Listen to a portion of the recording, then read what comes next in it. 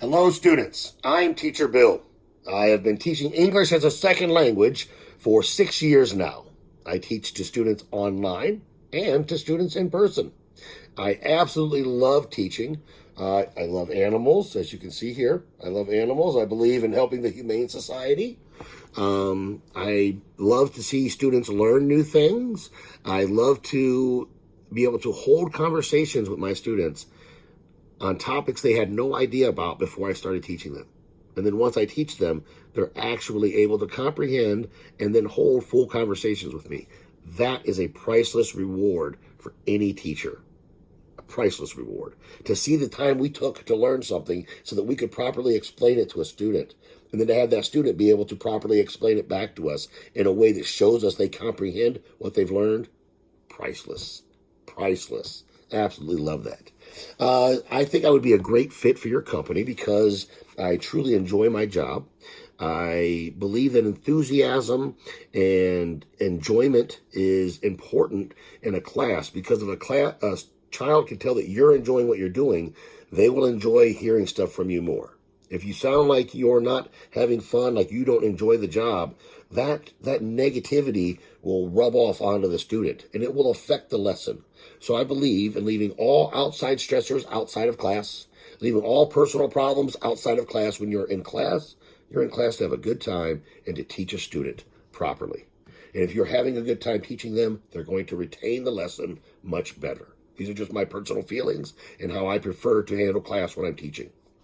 I generally teach the curriculum that is provided by the company. However, I like to use some of my own curriculum as well, just to reiterate or re-emphasize some topics that are taught in class from the provided curriculum, such as articles, teaching articles, a and the, when to use those, the proper situations to use those, will and would, just little things that aren't super emphasized in class, but do make a big difference in everyday English. So I prefer to, add some things into the curriculum as well to help emphasize little parts I feel need emphasized.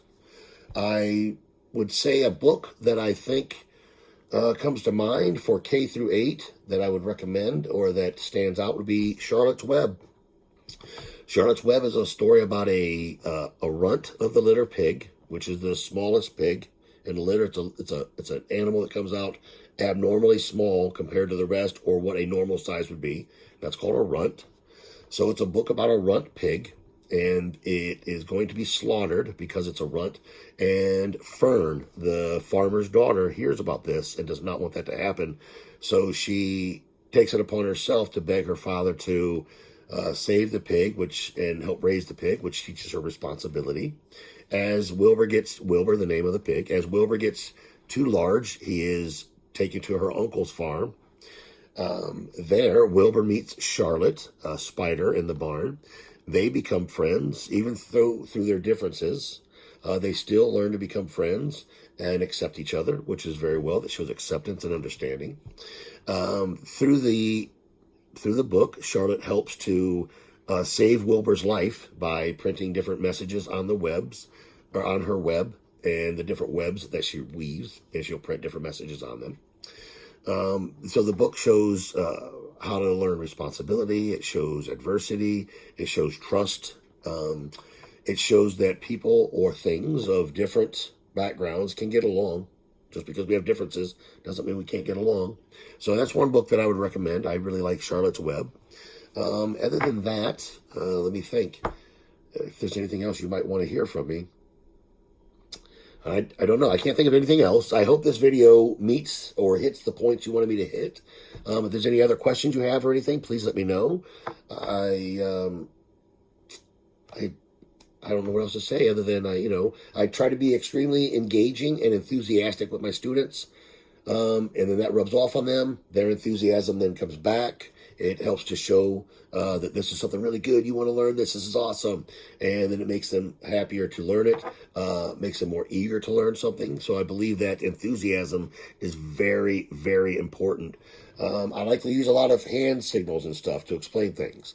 It was very large, not very small. It was very tall, not very short. So just different ways to express words that are being said to help emphasize or help explain them.